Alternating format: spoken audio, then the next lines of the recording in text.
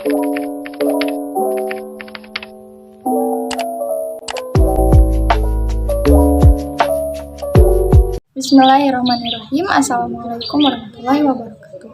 Saya Siti Marsala dari kelas KPI 2D. Di sini saya akan memaparkan salah satu permasalahan yang terjadi di Indonesia, yakni tindak kasus korupsi. Di mana dalam data yang diungkapkan oleh Indonesia Corruption Watch, ada sekitar 553 penindakan kasus korupsi yang dilakukan oleh aparat penegak hukum di sepanjang tahun 2021, di mana pada 553 kasus tersebut ada sekitar 1.173 tersangka dengan potensi kerugian sekitar 29.438 triliun.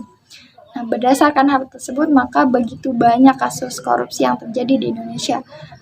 Ada beberapa kasus korupsi yang sempat menggemparkan Indonesia, itu ada kasus mega korupsi proyek Hambalang, kemudian kasus korupsi IKTP, dan kasus korupsi Bansos pada masa pandemi COVID-19.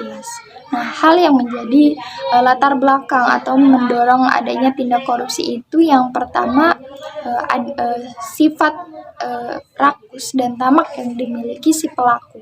Kemudian gaya hidup yang konsumtif dan juga boros. Selain itu ada hal yang paling dasar yang melatar belakanginya, di mana para pelaku itu tidak takut akan siapapun, tidak takut akan apapun, termasuk Tuhannya, termasuk Sang Penciptanya. Di mana ketika para pejabat misalnya diangkat menjadi seorang pejabat, mereka disumpah di atas Al-Quran, mereka bersumpah di hadapan Tuhannya, tapi tetap mereka melanggarnya. Nah, mungkin itu beberapa hal yang melatar belakangi terjadinya kasus korupsi Indonesia.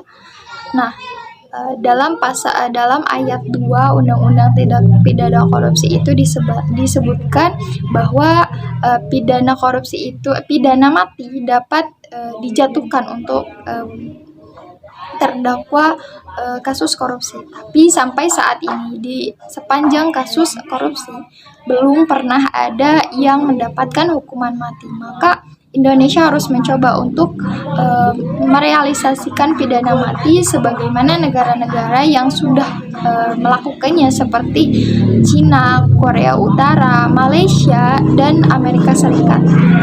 Selain itu, hukuman yang mungkin bisa dicoba untuk mencegah korupsi atau meminimalisir kasus korupsi ini adalah hukum dimiskinkan atau diambil semua hartanya, sebagaimana yang dilakukan terhadap afiliator yang menjadi topik hangat baru-baru ini.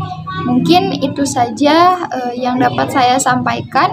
Terima kasih. Wassalamualaikum warahmatullahi wabarakatuh.